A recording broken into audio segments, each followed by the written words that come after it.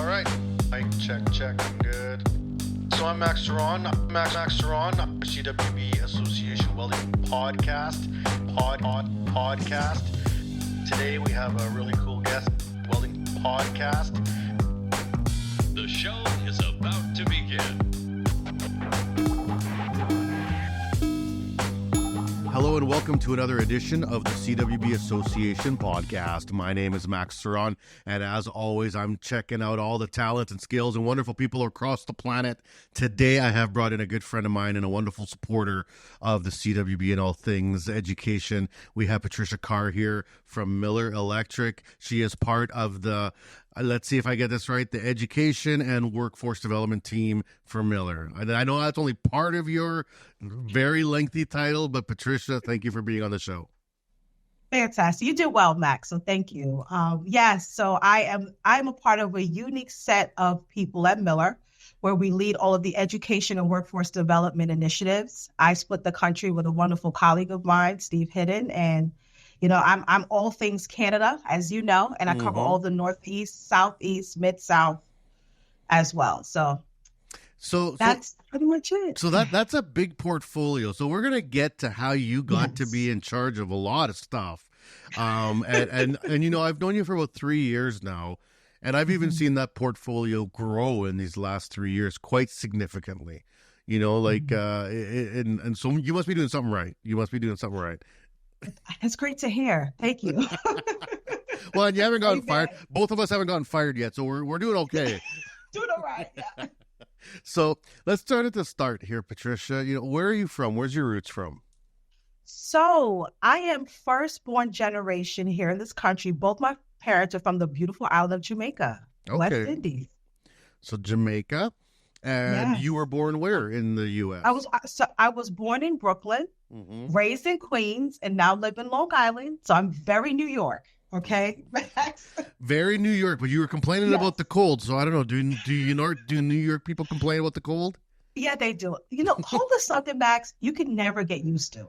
That's just my opinion. Like, I don't care who you are. The cold definitely affects our mood, right? So that's kind of one of the things with me. I don't like the cold. I find it interesting because I really do think it's genetic. Right? Because if you look at people that come from European or Scandinavian countries or Russia or northern, Asian countries, they're fine with the cold. They're totally fine with it. My wife is half Métis, half Polish. She's out there in the snow playing like a happy camper all winter long. I'm from South America. I come from a warm country. I'm warm-blooded genetically. So for me, I have never been able to get used to the cold. I hide in the winter like a hermit. We say the same. We share the same interests, for sure. All right. So Patricia, you're born in Brooklyn. You're raised in Queens, and you work in New York now. So this is your bubble, right? Yeah. And what did you do in school? In high school, what did Patricia think she was going to do when she grew up? Yeah. So interestingly enough, I always knew I had the love for business. I love to understand money and how it works, so that's kind of something I've always had an interest in. I also love the theater, the arts. I thought I was going to be an actress when I was younger. Oh, that's fantastic. And did you work towards it? Did you take acting classes and stuff? So I did. I was a part of the New York Thespian Club. I've done a few plays, here or there. It's something that I like. But then slowly, surely, the love of the business world really kind of took over, and God has a way of just working things out. We have an idea, but he has a plan that's probably better than your own. So that's kind of how I ended up here. So you're in high school, you're a part of the school plays, you're doing, you're into business. So that, you like math, you like numbers. You graduate high school and there's that question everybody asks you, what are you going to do with your life? And what did you decide to do? So I really didn't know. I joined a community college right here in Manhattan. Okay. So shout out to BMCC if anyone's watching. I'm a graduate of BMCC. Went there and I said, you know what? One thing I've learned, a lot of people suffer with school are debts. And I said, let me just get the GREs out of the way. Let's not pick a major. Let's just go into community college, get all the basic, the math, the science, social studies that you need for any degree and get that done. So that's what I did. I started at a 2-year school. I was working while I was in school as well. Actually part-time at the New York City 311 system, which is like the information system for New York City. I was a call center rep there. Hello and welcome to 311. How can I assist you? Yeah, exactly. And I learned a lot about the city, which was pretty cool because I still answer questions today from my friends who have questions about the Did city. you know that the underground transit is 3,600 feet long? No, I don't know. Stuff like that, really? Like, Yeah, I do. Like how to make complaints if your garbage is I know some unique things on how the city works. But nevertheless, working there while in community college, graduated from there, obviously. And then when I got to the senior level, I went to Queens College, which is the CUNY system. I'm a graduate from CUNY. I realized that, hey, I do like business and I love sociology. I love the idea of society. So I had both. I did a double major there and a concentration in child psychology as well. So you kind of took both branches at once. Like, I mean, most people tend to like go either science or art, and, or the liberal arts, so like the human justice or human rights stuff. And you kind of did both. You're like, okay, I love business, but I also understand that there's a connection to real life, which is the sociology side of it. Yeah. Which I find commendable because often, and like in the welding world, it's kind of like the difference between a welder and an engineer. The welder's on the ground. He's part of the real life. He's doing the real stuff. The engineer lives in like the theoretical bubble of life, which business can often be too theoretical. Yes. And they forget that context of what decisions get made in that office affect real people's lives over there, right? I'm with you. And that was the mindset, Max. Understanding people and how money works is, to me, the foundation to any career. And that's kind of the reason why I went that route. And I'm so glad I did. Looking back now, I kind of knew a thing or two. I got to pat myself on the back. But you seem someone, like, I mean, from day one that I met you, you seem someone that has, like, you got your stuff together. Like, you seem very like, I mean, for someone who like me is like, I'm like chaos in a box, right? Like, I'm just rolling around, just firing off like some maniac, and things work out for me somehow. But like, I look at you and you're like, man, she doesn't do that. She knows what her next step is, right? I have to tell you, I can't take all the credit. It's the grace of God. I'm a product of the grace of God, and just having that solid relationship. He leads me, and I'm proud to say that to you, Max. Yeah. That's why I am where I am today, and will continue to grow by God's grace. So you finished college. College, and now it's like, the big fear after college, you got to get a job, right? And plus, there's a lot of thoughts like, do I move? Do I stay? Yeah. Those are those college questions, Like, it depends do you have a spouse? Is there something keeping you home? Family, maybe, or is it time to like go across country and figure it out? What was kind of your thought coming out of school? Let's get a job. Yeah. To be honest. Start making some money. Start making some money, and I thank God, I have to say, gave me wisdom. I graduated with no debt in school. So I didn't have that kind of, stress. That stress. So, but I wanted to kind of get started on my career young, just so I can continue to grow. And I did. So falling in love with the city, working at 311, my first gig was in the Workforce one-stop centers. I was like a re-engagement specialist. So I was, once again, kind of like a call center rep gig, calling people who we've placed through the system and confirming their employment with that company. So that's kind of my start in my career world. Like the parole officer for work. Yeah, exactly. Because that's how the city got paid. So, we got to prove that they're working. Yeah. Which is an interesting gig. I learned a lot about the city on that and the workforce development side. And that's where I fell in love with workforce development. It was there. I continued to work myself up within that company before I left. But well, interesting, because workforce development is a different thing depending on the level you're at, right? Yeah, so absolutely. Like when you're working with people who are, disenfranchised or from a minority group or newcomers, there's a whole different set of obstacles as opposed to someone who is perhaps retraining or switching careers or looking to upskill within a career. Different challenges, different world, but I think you kind of have to know the bottom levels to really get the top levels, right? Absolutely. That grassroots training, there's nothing like it. There's nothing like it. So I'm grateful for the experience because I understood to the two dynamics, right? That graduate coming out of school, trying to get a job. And like you said, that adult who was either changing careers, maybe even new into the country, who needs to identify how to use their skill set from back home per se and apply it here in America. Yeah. I also worked a lot with our veteran population, a lot of them who are, coming back home and trying to transition to civilian life. I had a veterans contract that I worked on to do job placement for those folks. And that was something very interesting for me to experience, that'd be tough. And their spouses, I'm telling you. But one of those humbling things, and I learned a lot. Mm-hmm. I learned a lot. So to your point, workforce development is a lot of range there, a lot. So how long did you do that job for? So I was a re-engagement specialist, I want to say, for about maybe a year and a half. Then I got promoted to career services. So now I became like a career advisor where I would kind of have my own setup. I had a set of clients that will come in through the system who are unemployed, and I will have to then identify their skill set, package them in a way to make them employable, and send them out on interviews. So does that include figure out what skills they're lacking, what they need to what gaps, like a gap assessment of their skill set? Absolutely. So doing that skills assessment, identify the areas that they need to add to the resume so they become more attractive to employers, and also taking a look at the local economic needs of that community, right? Because not every borough, take the 5 boroughs of New York City, Brooklyn, Bronx, Staten Island, Manhattan, right? And Queens. I miss Queens. I grew up there. So, I just think of the Beastie Boys when you say 5 boroughs. I'm like, yeah, Beastie Boys. Yeah. So what's interesting enough, and you see it there in Canada, every borough, or in your case, province, has like a trend that you see in terms of work, right? So those are some of the things that I got to be exposed to in that role, was to understand the local trends of the economy and making sure that those people who are unemployed have the skills they need to meet the demand of that local economy.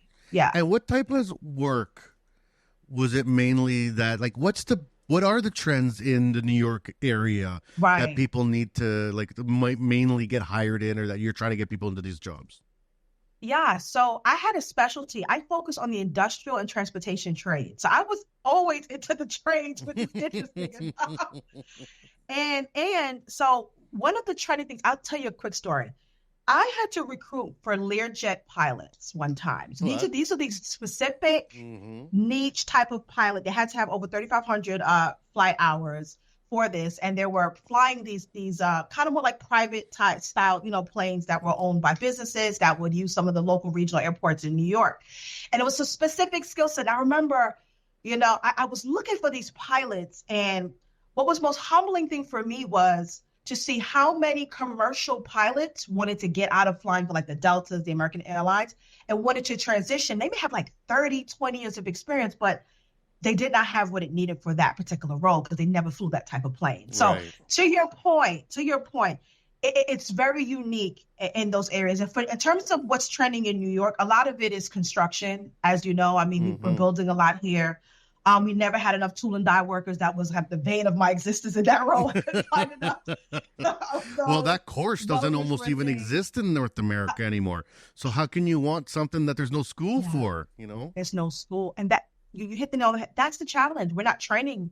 There's not enough programs available, and there are available. They're not local enough to find the local people to take those programs. It requires them to fly out, get the training, and come back. And who's paying for that? Yeah, who's doing that? Yeah. It's definitely tough, but that was some of the little things that humbling, but I learned a lot about New York's economy through that role. Yeah. For sure. So then you were up into supervisor. How long were you there in that role for? So I left from a career advisor, then I became a partner manager. So that role, I was managing all of the CBO's networks within a specific borough and making sure that their cohorts are sending us their people, because we're in a business of bodies, when it comes to workforce development, training, you need enough people to train them in a specific skill. So that was my role. That's where I learned my reach and my knack for gathering people. Pulling them in. And pulling them in, and also understanding the needs assessment and the collaboration piece, or what it takes 2 independent organizations to work together for a common goal. And that, I learned that skill there, and I have to tell you, very rewarding. And also learned a lot about how money was funded, because those CBOs are funded uniquely. And I learned a lot about, those trends that I see in New York as well. So that's collaborations make the world go by. And I think that's something that got forgotten for the last 20, I would say the 90s and 2000s, Agree. everyone forgot to collaborate. It was like everyone was looking at the Amazons and the PayPals and the Fords and Chevs and thinking one company to rule them all or one company to do it all. And then it all fell apart. Like the economies collapsed in 2008 and again in 2015. And it's like, okay, well, what are we learning from this? We do need small business. We do need entrepreneurs. We do need young people getting into these trades that we forgot about for 20 years. So how the heck are we going to start getting bodies in them? The programs have been shut down. The schools have been closed. The funding is now gone. Well, what the heck, how do we start dealing with that? And collaboration is the answer. Like we gotta band back up. It takes a village, right? It takes a village, and industry, I believe, needs to be the leader in that, because if we want education to lead, we're always going to be behind. Mm-hmm. Industry should be leading education. It shouldn't be the opposite. And that's kind of what we've been seeing. The standards are created and then industry's hoping that the standards meet their needs. And I saw that in that job for sure, So after being partner manager there and taking on this big, role, now you're in the money side, right? Now you're on the money side, less about bodies, but more about KPIs and statistics now. Yes. How long were you there for? So I did that role. That's for another 2 years. And then I moved up to a senior sourcing manager. This is all within the same company. It's all within the same company. So before I get into Department of Education, I leave there and go there after that. But yeah, I moved up to senior sourcing manager. So now I have recruiters reporting to me and a few career advisors of a bigger team there. And there I learned more about KPIs, like you said, numbers and strategy. That's where I really got to kind of create and be in my bubble. I look at the system holistically and build strategy around how do we grow the business, and get more people in our centers. So that was exciting. And then I branched over to the Department of Education. So was this a willing move? Were you looking to bounce? Were you like, I need to try something else? Because it sounds like you've been at this place like 7-8 years now. Yes. And that's like right out of college. Like, I mean, I'm sure you're looking, some people are very happy in the same place for 20 years. I get like a 7-year itch. And about 7 years with a company, I'm like, I mean, I might love my job. It's great, but I start looking over the fence and being like, what's going on over there? I guess I get the urge to learn something else, right? Yeah. And, honestly, that gave someone tapped me on the shoulder and said, Patricia, I think you'd be great for this role. I said, you know what? I'll go ahead and I'll interview. I'll apply. Let's see what happens, And it happened. And they hired me as a CTE manager. I oversaw a whole district there, District 79, which is a citywide district, specifically for marginalized populations. So we had the adult education, your Access VR, which is the students with disabilities, and also students who are coming in taking like the GED or the TASK programs.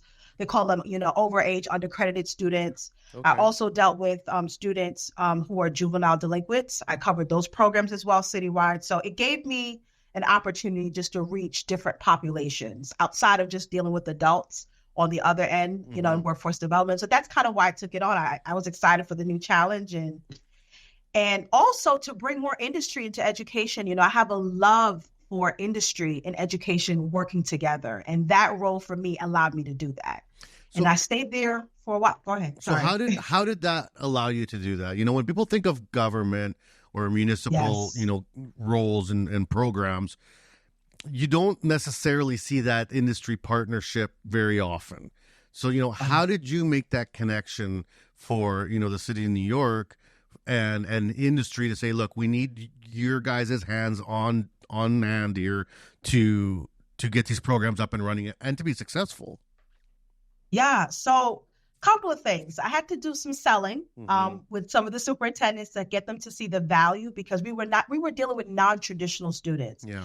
These are students who are new to this country. These are students who there are other challenges, right, that take place. And the schooling is one thing, but they also need to work. You follow me? And if school could be kind of the medium that brings the two together, then that student will probably more than likely graduate, because now they can put food on the table. And that's what I saw, and I thank God for my leaders at the time who bought into the idea, and they allowed me to build programs. So I got CVS to come in and build a pharmacy tech program in one of our classrooms in Brooklyn, and they trained students to become pharmacy techs And take them and as soon as told they're them, done. Yeah. take that's it. And they trained them, they certified them, and they said, look, if you want to go back to school, we'll sponsor part of your tuition to become a pharmacist. So these are some of the programs that I was excited to be a part of. To really to see the change, in the local economy. Yeah. And how do you get the students to buy in? Because, as in my life, I've seen kind of all the sides of it, right from top to bottom. And there are people that have had struggles, regardless of what the reason is. People that have had struggles, especially with schools or school systems, create a deep level of distrust, right? They have a level of distrust of systems in general, of government, of programs. Many of them feel like the system failed them when they were younger. And so now here shows up Patricia saying, well, this system is different. This one's not going to fail you. Why would they believe you? Great question. The first thing is the barriers to getting things done. It has to be easy. So if you have, for example, 3 meetings before that student can see the end goal, then that's an issue, right? So simplicity is the first thing. Another reason why I believe that program was successful is we brought the program to their local school. It was local enough where we removed travel issues, money to get there, and also we were paying students a stipend because a lot of times these students drop out of school because they need to get money. Mommy doesn't make enough money on the table, or they have siblings that want to help out, to help take care of them. And if education could provide a medium for both, then that student now is an environment to be more successful. But it can't be difficult for the student to even do business with us, and that's why education, that's the missing gap. We want to create systems that check boxes, but it doesn't necessarily serve the constituents a part of that system. Right. So that's where you see the system failing us. And that role allowed me to kind of remove some of that red tape and bureaucracy piece. It can be done, but it needs the right team and the right vision. It does. Because, sure. I love your checkbox analogy, because sometimes we see a checkbox on a list. Yeah. And for me, I can check that box. But for somebody else, they might have 5 or 6 hidden checkboxes under that checkbox that they need to hit before they can do that I just innately have through my existence or my privileges that I own, right? Some people don't have those privileges, so that checkbox is actually a huge hurdle, right? I'm telling you, I'll share this with you. So the ELS population, which is the English language learners population within schools, a challenge that we face with them is that they don't speak the native language. And there's a socioeconomic gap, right? So how do you serve that student where you're trying to teach them a language, get them the skills they need, and they need a job? So, it's taking that holistic approach to school. You got to look at the whole student. You can't just be focused on the academics. If you are, they're not going to be successful. And that's where I saw that. Yeah. All right. But it can be done. Well, no, it's and we see it. We see that it gets done, and we see pieces of it. What I have yet to see is that it spread like the wildfire that we all wish it did. Yes. Because there's pockets of greatness all over the place. People doing amazing things. You have champions that come up within industry that come in and shake things up and do great things. But then it's almost feels like the bureaucracy comes in and says, that's enough of that. That's enough of that. Close the walls on you. That's a great idea and all. But we the old boys club, we like it the way we've always had it. Yeah. Right. Oh, yeah. I've experienced. Sure. So you're working in this gig now, and it sounds like it's right up your alley and you're loving it. How long were you there for? I was there for close to about 5 years. And then Miller knocked on my door. Okay, well, how does that happen? Because Miller's a whole different type of company. I'm telling you. And first of all, this is an act of God. Let me just put that out there because there's no way. Now, I get a message on LinkedIn, and this is when LinkedIn, I don't know if you ever got messages from recruiters. It could be sketchy. You I get a lot of them. Yeah, you get a lot. So Okay. I get a message on LinkedIn from an HR manager over at Miller, and they found me on LinkedIn, and I looked at my profile and felt like I was a good skill set. They were looking for someone to lead that education, the education piece of it in terms of strategy, who came from that industry. And I got the message and I'm like, is this real? I remember saying to my mom, Wisconsin. I hope they don't think I'm going to move because I'm not going to move to Wisconsin. I mean, there's beautiful state parks in Wisconsin. Oh, yes. Somerset, Oh, no. Wisconsin is beautiful. In the summer. You In see, the you said sun. Somerset. Listen, we talked about the cold. That's right. That's right. You're not putting your snowshoes on. No. Wisconsin's a different animal when it comes to weather. It could be sleet, rain on a Monday and like 70 degrees on a Thursday. I've never experienced a place where two different ends of the spectrum. But in a nutshell, I get a knock on my door for education channel manager position. And I went up there, I interviewed, and here I am. And it's been 6 years since I've been there. And it's been great. I can't complain. The role, I'll tell you why it appealed to me. It brought the two greatest assets I believe I have, which is that I understand education, I understand how business works, and bringing the two together. And that is why, I'm still here because it's been fun. So when you got the knock on your door, Yeah. You got to play the pros and cons games, right? Like, they go, okay, what do I gain? What do I lose? Yes. I feel like what you do now for Miller, and correct me if I'm wrong, but Yeah. I feel like it pulls you a little bit away from the floor. Like you're a little bit off the grassroots now. Yeah. You're much more in the office. You're creating these Yes. programs, and there's a piece of it that you're not a welder. So it's not like you can get Yes. back on the ground and be like, hey, I'm going to show you how to do this because it's out of your Right. wheelhouse. Right. So you gave up that level of comfort because in your government job, you knew all the pieces and you understood all the pieces very well. Yes. So definitely left the comfort zone for sure. And I love to see a project to the end. I love to see the ROI from a project. There's some people who love creating great programs and they walk away, they're fine. I like to hear, what did this program yield us? And so, so some of that I did lose, but, being on this side of the coin, I get to create those assets internally now. So looking at the business Miller as a whole and kind of how it works, from a business standpoint between our sales team and just continuing to grow the interest for us to focus on education. I have to say, Miller has taken some strides. Even recently now, we've created a whole new education vertical and strategy specific to that market. So it tells me that Miller has been listening in the last couple of years and we're making steps in that way.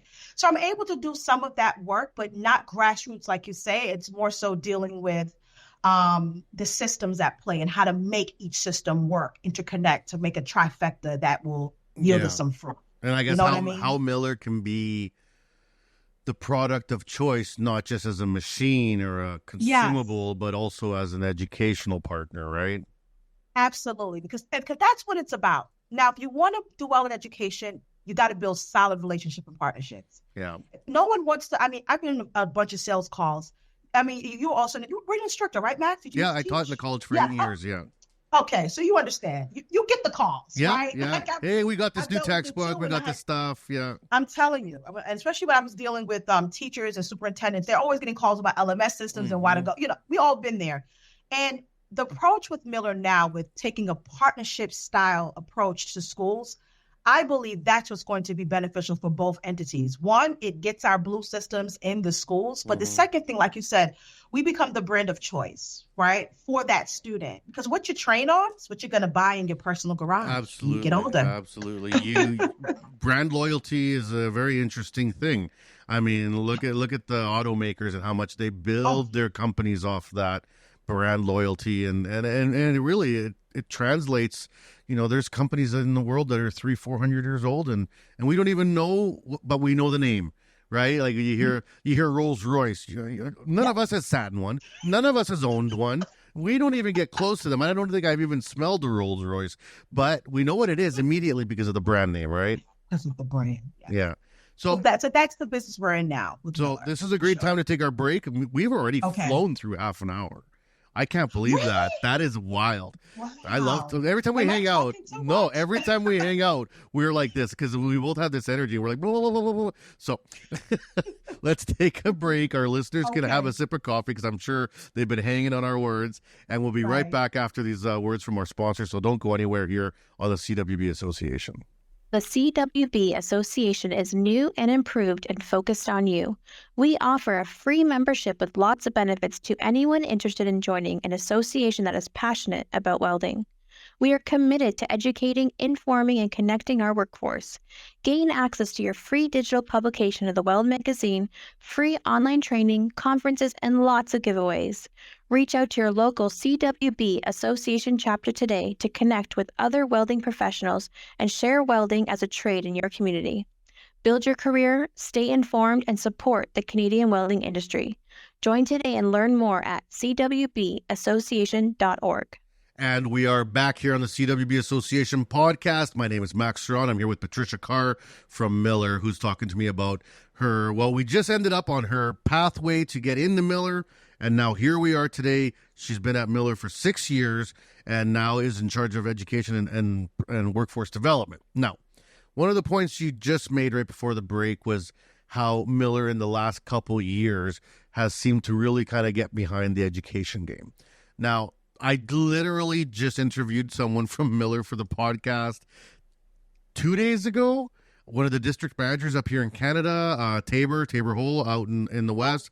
Great guy. Awesome. But we brought up education. And I said, well, you know, it's funny. In a couple of days, I'm interviewing Patricia. So, but the conversation was about how Miller sort of wasn't in the education spectrum. You know, Lincoln had done a hard push into education 20 years ago where they came out with like major educational discounts. They have their consumables program. They've tried a few variations of an LMS online education program. Mm-hmm. And during this whole development, this is when I was a worker and then a manager and then an owner and then into the college system as an instructor, Miller was always just like machines and consumables. And if I remember, there used to be a 1-800 number you could call and they would send you a tube of posters. And it was always nice to get the tube of posters for free because they were good posters. And it's nice. We all love having those posters around the shop just for safety and, you know, blah, blah, blah. And then all of a sudden, when I was about 2/3 of my way through college, teaching college, so I was in my 3rd or 4th year, all of a sudden we had our Miller rep come by, Duncan at the time, and he said, we're getting into the education game. We're going to start creating manuals. We're going to start creating books. At this time, there was no talk of LMS or digital or nothing. It was just, you know, like a book system. Are you interested in taking a look at them? Like you said, they're coming around knocking. And I was like, I'll always look at curriculum. Like, I mean, a good teacher doesn't say no to looking at curriculum because you want to incorporate all the best stuff. Absolutely. In your 6 years now, what's the difference? Why? Is it because they hired Patricia? You know, did Patricia come in and say, look, you hired me to be your education specialist. Well, this is what we got to do. Or was there a big plan already when you came in that it was like, we got to shift focus? Or I'm very interested to know the pathway for that journey. Yeah, so I think I'm going to say it starts with products. So to your point, building big blue machines, you know, we built a augmented reality welder. Right. We have a few at CWB. Yeah. Exactly. Yeah. So and when they built that machine, immediately they knew it was a training tool. And where does training happen? In schools. So I believe that's kind of the birthing of how Miller started to look at education. Like, hey, we may need to pay a little more attention here, you know? And so it started with that product. And as that product continued to grow, I mean, when I first started, I was hired specifically under that business with that product. We took that business from $3 million to $7 million in 5 years. Okay, so when we saw the growth rate, and it was in schools. I mean, we do have some industry that buy this for their recruitment purposes and things like that. But the 80 of where that equipment is sold is traditionally in schools and union hall training centers and things like that. Yeah. So when we saw the opportunity, as you know, we're in schools, we're having these conversations, we're hearing about new welding programs being built or funding coming through, we say, maybe we should not only be focusing on these two products, let's look at the entire portfolio and have a strategy for all of it into education. So that's kind of where Miller first had the aha moment with education. We started with those augmented reality products, honestly. And they shed the light on for Miller to kind of start taking it seriously. And that's really interesting because I feel like Miller got into that game basically to keep up with the Joneses, because it's like everyone else is coming up with these cool tools. We can do that. Right. We can do that. We can make it better, and like everyone was doing VR, then they came out with the AR, Yes. right? So it was like, we're going to one up our competitors, which is good. Competition breeds excellence, right? It is what it is. Yeah. But I didn't realize that was kind of like the chicken before the egg. Yes. Because I thought there was already like a game plan for education before the AR machine came out, because I saw those AR machines when they first came out and I was like, these are awesome. And I didn't realize that was the kind of like the inception of this education portfolio. It really was, because also when Miller thought about education, he thought about educating our distributor channel, not necessarily education, the sector. Yeah. You follow what I'm saying too? So a lot of even the books, the Miller Master's program, that was centered around educating our distributor channel, so that way they can go out and sell more of our stuff. But yeah, that you're right. The AR machines kind of started that baby here at Miller, for sure. So now what is the vision? Like when you're looking at education as a sector, well, that's a Pandora's box, because you got government involved, federal, state, municipal, you got multiple levels, right? Yep. You got different, school districts with different, you got private, you got public, you got Catholic, you got, this is a web of webs, right? Yeah. How do you come into there and start scratching the surface of this web and saying, hey, we're a new player on the market. You already know us from our machines, but now we have this. Right. So great question, Max. 80-20 is a principle that we strive on here at ITW. And so when we look at the education sector, one of the things we did was look at where are we doing well first. What equipment are we selling into education? And, like the XMT 350 is kind of one of our leading. Yeah, very multi-platform, easy to use machine. Yeah. Easy to use machines, and some of the Millermatics as well. So taking a look at kind of where the money's going, okay, that's the first thing. And the next piece of it is, what parts of the country do we see the sales happening, right? And then once we identify those targets, then we can get to the point where we start to find funding trends, understanding where the funding's coming from. Like Perkins, some of this stuff is public knowledge. If you go on, perkins.edu and look at the funding, you can see certain states are funded more than others, and just building a strategy around that. Now, one of the challenges around doing that, though, and you know this, Max, all of the information is not on the internet. So you're going to have to rely on a combination of your local sales assets, which is like the district manager, like you interviewed with a couple of days ago, and a combination of our local sales assets, and also our historical data, and making decisions from that. Another play I'll say that really helped craft how we scratch the surface here is Open Book. We have our own LMS system. And during COVID, we had like over 1,000% increase in registrations during COVID. And what that allowed us to do is to capture data, because what's actually more expensive in this world is the data we get on our customers. That's right. That's right. And so taking a look at who's registered with Open Book tells us these are where the welding programs are, and we need to have a strategy in these areas. So that's kind of how we formed, the strategy and how to focus on those areas. In terms of that, I hope that helps answer. Yeah, no, it does. It does. And then when you look at the funding envelopes, Miller's a private company. Yes. I'm sure there's X amount of funding that gets put into your department from the mothership, right? To make the wheels turn and as seed money or whatever it is. But, how dependent are you now in the education sphere in chasing down those funding sources as well, whether they be public funding or private? All the time, because wherever the money is, they'll spend. Listen, if you speak to any instructor now, they'll tell you they'd love to buy 10 Millers right now. It's not an issue. You don't have to sell product. It's how do we get the money in the hands of the customer so that they can buy it, right? So that's an area of growth for us, is understanding the funding streams and where the money's coming from and when it's coming. And we're doing research even now on doing that, just studying like the RFPs that come out. We're doing some of that work, making sure we respond to them, because there are certain players that play better in that than others. Like I said, Miller has not looked at education. We haven't been in this business for a decade. I think we were in it by default because we have the brand, but not taking an intentional approach in this space. Right. And then what It's about, important. so, you're an important person, I'm sure. No, I'm sorry. This should have been on silent. I'm so sorry. Yes. Now, what about, like, I want to put a theoretical question in front of you. Yeah. You have a school that says, we want 10 machines. We'll use your licensed education program or whatever it is on open book. Right. We're in. Right. We're in. Patricia, we're in. But we don't Right. have the money for these 10 machines. Do you work with the schools to help them access funding for, like, because they have access to funding different than you have access to funding? Are you a participant in that proposal process, or do you say, like, good luck? Because I mean, that's a whole nother level of work, right? No, you're right. But I'll tell you something. I believe for us to be effective, we need to be able to provide technical assistance to schools looking to improve welding programs. Right. So it's to your point.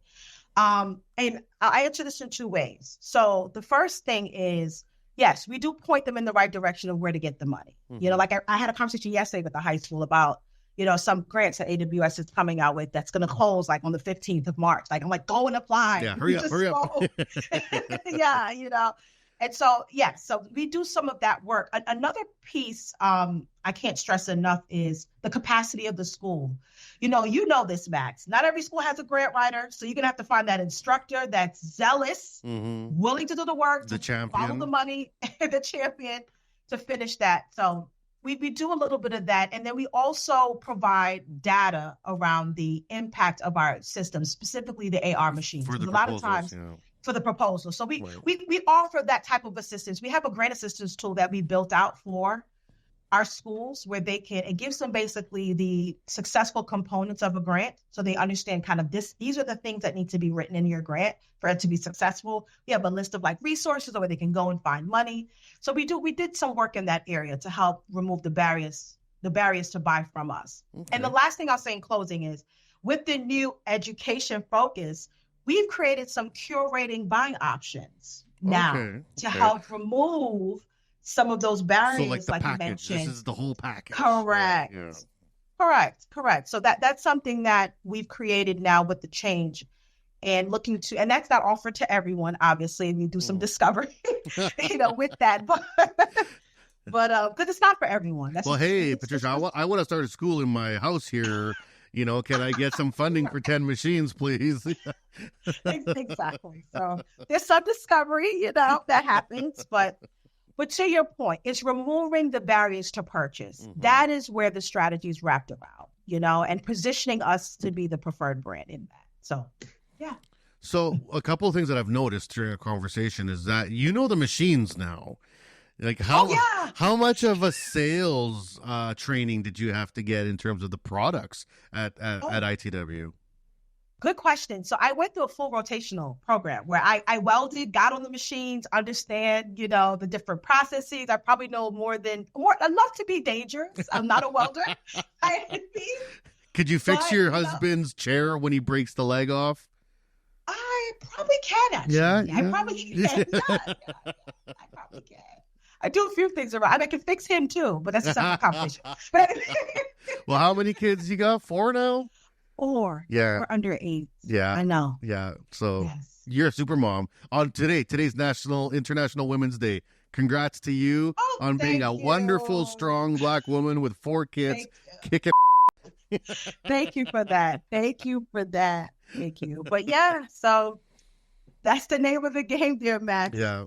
So I learned a lot. I went through a full rotational program. I went to some of our different training sites throughout the country, got to weld with some of the greatest and latest trainers that we have that facilitate trainings on even some of our webinar series that you see today. And it was good because you got to know enough about the product to have the conversations. Right, you know what I mean? And or else there's too many hands off. It's exactly. And it's easier for me to have those conversations. I don't want to be in a room and feel like I'm becoming the wall because I don't know what to say. That's or right. It's a different language. Because welding has its own language. Every industry has its own language. That's right. And if you're going to play a part in this, it's important to know the language of the land. And that's what I believe. That's great advice. That happens lots in various levels of industry because the higher up you go, it's almost the more removed from the product you are. So once you get to like senior leadership or CEO or board of directors, they're very important decision makers, but sometimes they kind of don't know what the heck's going on at the bottom, right? Right. No, I mean, you're absolutely right. It's a product. It happens even in government, right? It happens everywhere. Yeah. We got a lot of people making decisions that don't know what's going on in the local economy. Yeah. You're right. So in the education sphere, because you've been in this sphere now for, it sounds like almost 20 years if I'm doing the math right, like 18 years, something like that? About 15. 15? Dated me a little bit. Okay, 15. sorry. Actually, no, you're right. 16. No, you're closer to 20. You're absolutely right. Well, I'm getting old. We all are, man. We all are. So you've been doing this for a while. What, and I'm going to back out a level here, not necessarily you with Miller, but you as an education, involved in the education field. What are some of the big obstacles that you've seen really arise over your term in this field? What are the things that perhaps new educators coming in today, listening to this podcast should be aware of? Be like, hey, watch these trends or watch these things. That's kind of could be an issue or could be a positive maybe. Yeah, I think as I take a step back and see some of the issues, or like you said, speaking to a new educator coming in, I would say networking. Yeah. I'm going to say why. Networking specifically with industry in the area where your school is. I believe that's a missing piece, how to build those solid relationships, because you have to have a balance, right? Your state set your standards on what you need to teach, but then industry has theirs. And if you're a true educator, and I am, and you are too, Max, you want your kids to graduate and get good jobs. Yeah, like tomorrow. Yeah. You know what I mean? Want to be successful. And so if you're in that game, that long range plan, and you're committed to that, I would say building your network. So taking time to learn who the players are in your community and finding out where they gather, whether it's, specific clubs and going back to your administrator and say, hey, I want to be a part of this club. Would you sponsor me going there maybe one Wednesday afternoon and to leave work early? Kind of start to engage and have those conversations. Don't leave everything to the administrator. I can't emphasize that enough. That's great that advice. Administrator is burnt out. They are. Take it from me. They're burnt out and they don't know everything. But if they see you're serious and your heart's in the right place and you're really looking to do what's right for those children, then I don't see why they wouldn't support it. I've done it with my educators. Yeah, no, I do it too with my staff. And I feel like it was something that was around. I remember my dad grew up in the trades and there was a lot of associations and he would go to their bowling nights and pool nights and he would drag us kids along. And I'd see my dad with his, there are two companies that hate each other in the industrial world, but this is neutral ground. This is a place where people just get together to chat and talk about business. And and that networking, was very good for my dad. In the associations now, because now, I run the association, you brought up AWS, a fantastic association in the U.S. Right. How important do you see associations in terms of being partners of education or of these processes? I believe they should be the actual true facilitators and intermediaries between education and industry. That's where I see associations. That's the role there, right? It's a gathering place, like you said, for different entities with the similar interests to have these meeting of the minds and build programs and see change. I believe that's the role of an association, not to just collect members and membership fees. Well, that's the thing, like a KPI of a membership of an association is membership. That's number one on my list at work is like, where's the members? And it's like, well, that is important. I absolutely, like, business is business. Things got to grow. Right. But it's not going to grow and stay if you don't have the backing of the process behind it. Because I can make numbers burst tomorrow if I dump 10 grand into Facebook and, hey, look, we got all these members. And then 6 months from now, they're all gone, right? It's like you want that staying power where they get something out of it. It's not just like for nothing. They're getting something out of it. There's a value proposition for them that they're like, hey, I'm going to be a part of this association because I'll connect to people like I'll run into a Patricia from Miller. I'll run into a so-and-so from, this company. And those connections will help me with my career, right? You're absolutely right. It's so important. I would even take it a step further where or associations like yours or like AWS, they need to think about sustainability. I think that's also a missing piece, even in strategy business wise, right? When I'm thinking about programs, how can we sustain this thing 5 years down the road when I may have moved on or when you move on, Max? Yeah.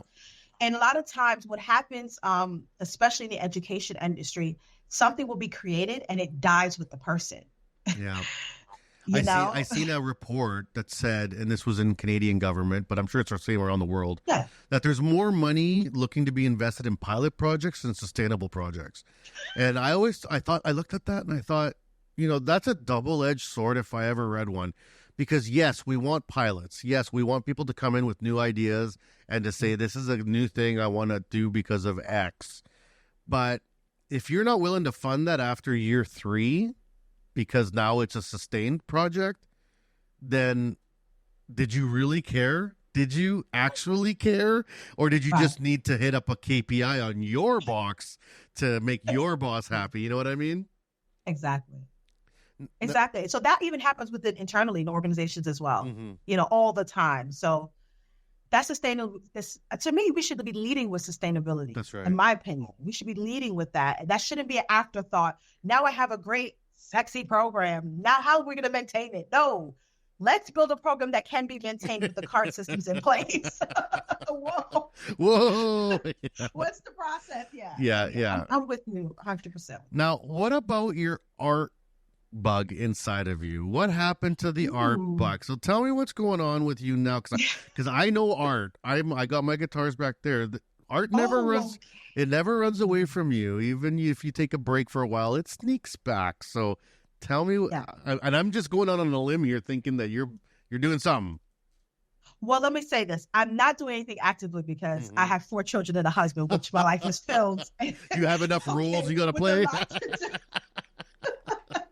So I may be acting in that form, depending on if I'm a counselor or a teacher or a warden for the day. No, I'm kidding.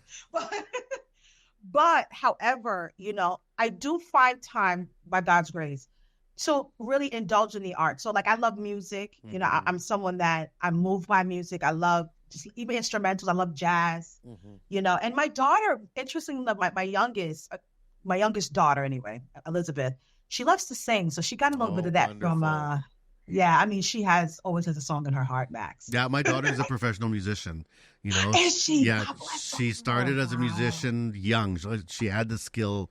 By 5, she was already amazing. And so I really supported her. And then, everyone's always like, oh, arts are kind of iffy. Not to me. Arts are, I think, almost like the highest level of human expression. You know what I mean? And now she's a musical director for a school district. So so when people are like, oh, there's no future in art, I'm like, yeah, there is. My daughter's got a great job and she's a professional flute player. She kicks butt, man. Awesome. It can be done. It can be done. You're absolutely right. That's awesome, Max. I'm happy to hear that. And just send me some of her stuff. I can. Yeah, she's online. Yeah. So here's another question, another angle. What about your role and I'll put 2 questions in one. As a female person of color in a non-traditional industry, right? That's the question.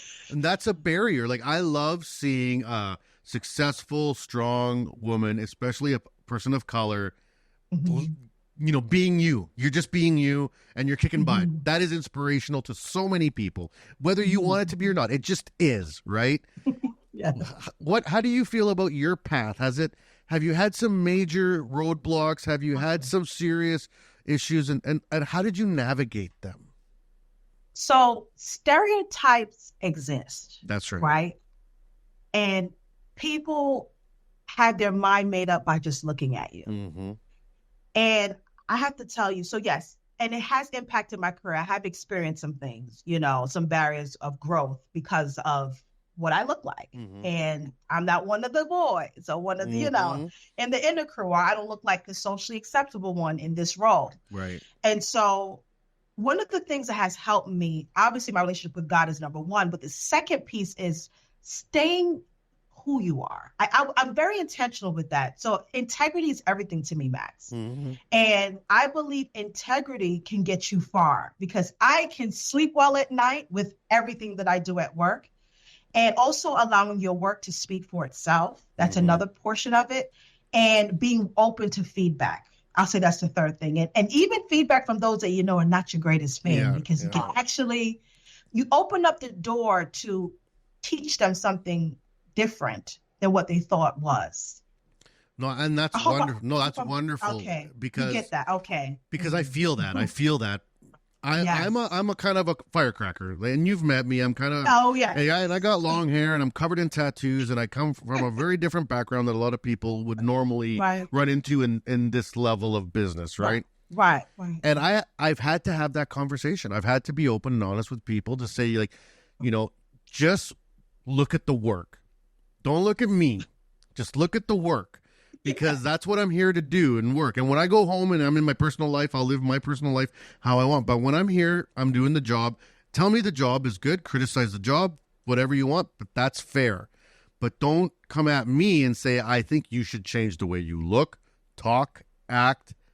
You know, I've had in business many times people say, well, could you tone down the way you communicate with people? And it's like, not really. That's kind of who I am.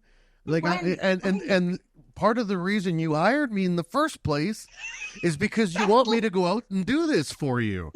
And then you can't complain when I'm doing it here too.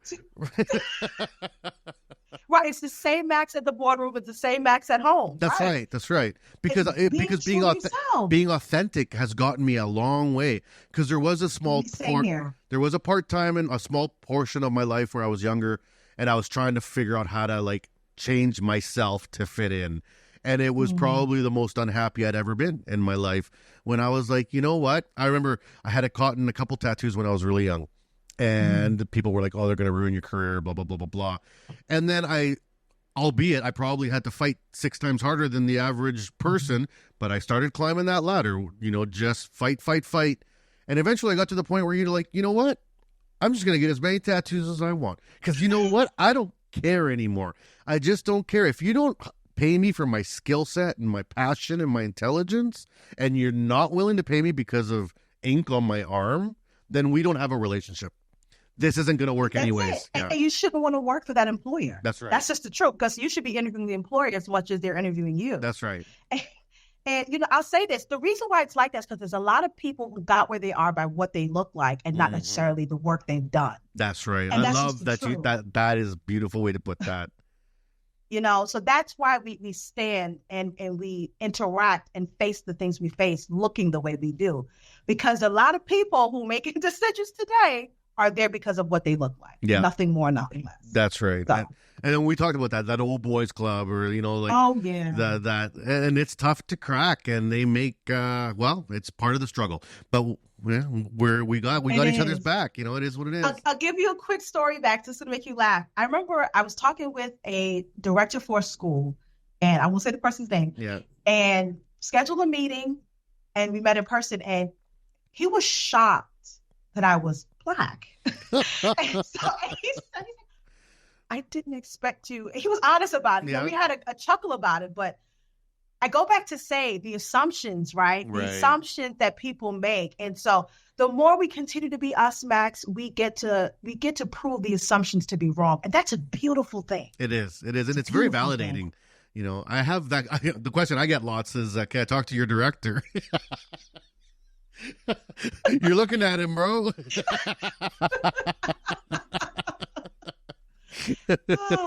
Can't make it out. No, you can't. But you know what? It's why I do the podcast. It's why we do these things. It's, you know, to get the stories out there and to let people know that no one's alone, no one's unique. Yes. You know, everyone's got their own piece of the puzzle, but we all fit.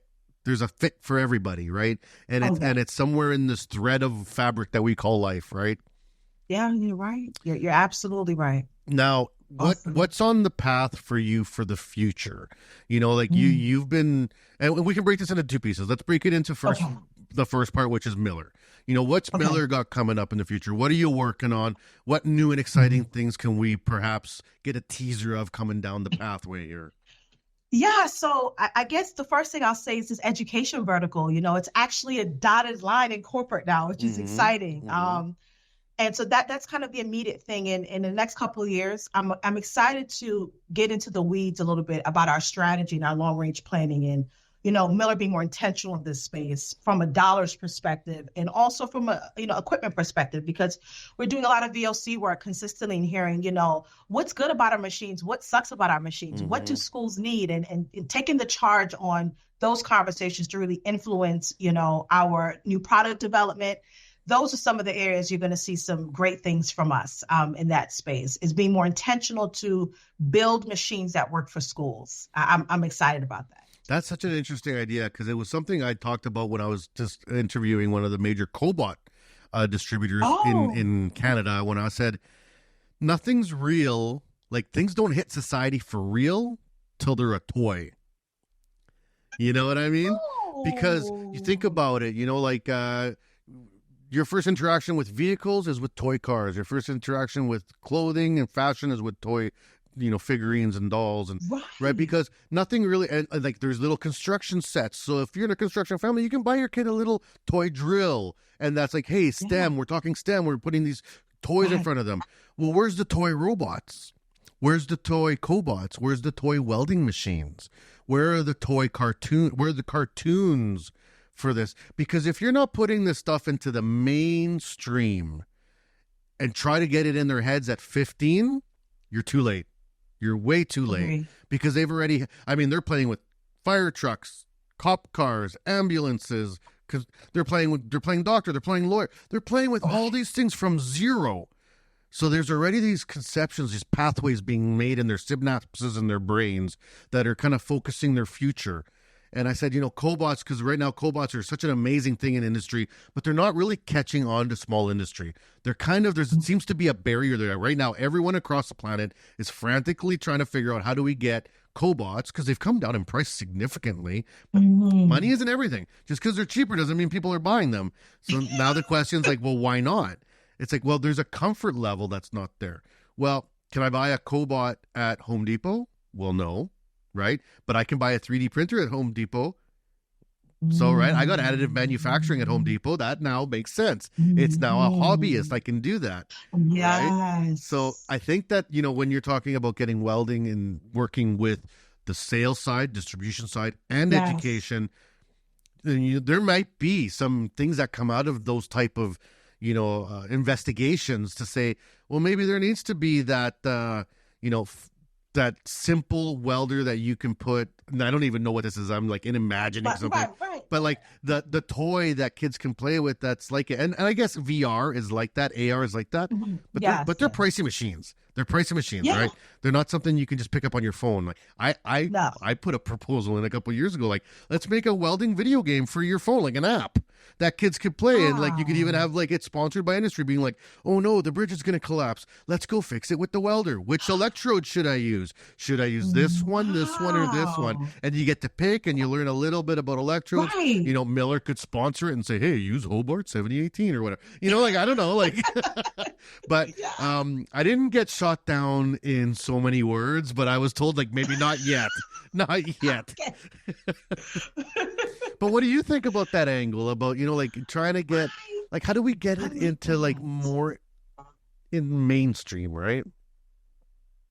I love that idea. Wow. You're not going to have more conversations about this, because this is what I'm thinking. I'm thinking like the market is to go after kind of like the mathematics, the publishers, right? Go after the textbooks companies and build activities around the welding space. That's what I would go after, you know? Yeah. So my little one, like you said, second grade, can have a project centered around welding. And things like that. But I do like I like where you're going with this, the toy idea. You're onto something, Matt, to be able to go patent it. That's all right. I don't care. I'm open source. Take what you want. I'm a not-for-profit. Remember, like, it's all yours. Take it and run with it. Just put my name somewhere on it so that I get some credit. That's it. And come back and write a check. No, I'm teasing. Nah, I don't. Money is a concept. I know you. I agree. It's a concept. You're right. You're absolutely right. It's definitely not everything. It doesn't run my world. That's for sure. All right. And to wrap up the interview, the first question was, what's going on in Miller and the future that makes you excited. What's going on for Patricia that's making you excited? What do you see in your future? Like, you've had a pretty consistent run here of up, and up, and up, and up. Now, are we going to see Patricia breaking? Is Miller Education going to break off as its own department? Do you see like yourself as a VP, or do you see yourself getting enrolled into something else? Like, what's a dream state? So we have broken off to our own department now. So that's a new thing. And you're right. I see myself leading that team. 100%. That whole department. And eventually working up to the C-suite. That's my goal. And if God has it, now you're the boss. I'm just saying. Don't beat me up. Don't tease me. But I have high expectations with that, because one of the things and what drives me is I would love to get there is one thing, but I want to give back. Just like yourself, Max. You're a director. You said you're intentional about raising up someone else. And I'm always looking for someone to backfill my role, because that's how you grow. You got to find that potential person that can take the reins from you. A rising tide raises all ships. That's it. And so not a lot of leaders think that way, though, Max. So, you're unique in that. But yeah, so to your point, I see myself running this department entirely. So no, that's awesome. That's awesome. Hopefully I can work my way up into that C-suite here at CWB, and we can carry on these partnerships for the next 20 years. I don't know if I want to work 20 years. I'm older than you, so. Yeah. But if you're still kicking and got the fire, keep going. Because it's nice when you have something to do. I've heard too many stories of people retiring and have nothing to do. Oh, girl, I got so many hobbies that I could do. You're busy. And honestly, my hobbies would probably be volunteer work in the same industry I do right now. Because I've always been a volunteer. I believe in volunteerism. Yeah. So that's always been a big part of my life. And I've always looked at the retired volunteers where they can really like get into it. And I'm like, that would be so cool to just get out there and give every day. But you got to be financially secure to do that. So I need a few years in the C-suite to get everything under wraps around here. Right. To secure the lane. That's right. I mean, my kids are already grown up and moved out because I started real young. But you still got another 18 years ahead of you. So. Oh, I sure do. And I'm 18 to life right now. Yeah. No kidding. Well, let's not talk even about college. Hopefully, they all go into the trades. And listen, I'm raising smart kids, so they'll get scholarships. Hey, there you go. Whatever they decide, but they'll get scholarships. Awesome, Patricia. Well, is there anybody you'd like to send out a shout out, or would you like to say hi to anybody before we sign off here? Oh, yeah. So I'd love to say hello to the team at Miller, and specifically the education group. I thank you, Jessica, if you're watching. Jessica's the reason why I'm at Miller. She found me on LinkedIn, and awesome. And I'm here. I'm a product of the vision that she had for this business. And, I'm just grateful for the opportunity and just the openness. I'm a little radical myself, Max, like you. And I love the environment that Miller creates where you can be your true self, and they're also comfortable you can call their baby ugly. Like my boss, Phil, always says that to me. It's okay to call my baby ugly, So I appreciate those things and that they happen there. And also just my colleague, Steve Hidden. I've been working alongside Steve. You know Steve. Yeah.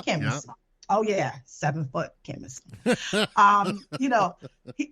Working alongside Steve has been an absolute pleasure. He's been a great, colleague to have. And just the team in general. I haven't met anybody at Miller that that pissed me off. Miller, ITW just hired one of my best friends, Stephanie Hoffman. She just started there, so I'm pumped. Get out of here. Yeah, I'm pumped. I was trying to poach her, but you guys got her before me, you sneaky guys. But hey, man, talent's talent. I'm proud for her. So. Yeah, I mean, I can say Miller hires well. I could say that. Well, they got you. Everyone's been there a long time. Thank you. And everyone's been there a long time. I'll tell you a crazy thing. When I was interviewing, the average person was there like 20 years. I'm like, what? People stay here this long? Thinking about because when you think about career, they say it's better to move because you'll be able to kind of grow, quicker. But when you think about, I'll take Jessica Marhefke, for example. I believe she's been here about 25 years now, and I mean, she's been from many different divisions within the company. And she's been there a long time, and she's still happy. I mean, that says a lot. Yeah, it says a lot about the culture. So I'm grateful to be a part of a culture. They believe families first, and I've proven that with this company. Good. Yeah. So here's a commercial for Miller. Thank you. I'm working Miller. Awesome. Well, I really appreciated you being on the show.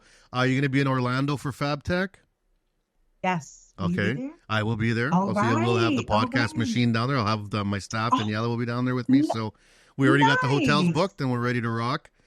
Perfect. Yeah. So Yep, I'll see you there definitely be if I there. don't see you Yes. before. But I would love to bring you up for one of the can welds in Canada. We do a can weld in Canada every year. Oh, So kind of like our yes. Canadian one. So maybe next year we'll talk and, we could probably get Yes. you up and do a session on Miller Education. That would be That'd fantastic be up in perfect. Canada. Absolutely. Oh, that's a I'm great definitely, idea. you can write that one down. I'm there. Okay, yeah, Okay. it'll be in Calgary next year. I'll definitely put you on the list. I don't know why I didn't think about that till just now. Duh. Like, That thing happens before it's time and things are moving, right? yeah, Max? that's It right. was like when we ran into each other at I think it was last year at the CWB conference. Yes, Is that the yeah, last time? yeah. Yeah. That was in telling you. was that Chicago? Was that Yeah, Atlanta? Chicago. Right? Chicago. Yeah, that was nice. was terrible. It was good. It was good. It was terrible. Yeah, But yeah. other than that- Well, thanks again, Max. Thank you Awesome. for having me. Thank you for thinking of me, and thank you for all that you do. I appreciate it. Awesome. Well, thank you very much. And for all the listeners that have been following, downloading, and sharing the podcast, thank you so much for being a part of us and our team. Keep sending us suggestions. Keep commenting on the podcast. Keep sharing them. We take everything and we try to answer everyone. I don't think we miss anyone. And if we do, hit us up again. You can follow us on CWB Group Welding on any of the socials or myself, Ask Max 75 on Insta. So thank you, and I'll catch you at the next episode. We hope you enjoy the show.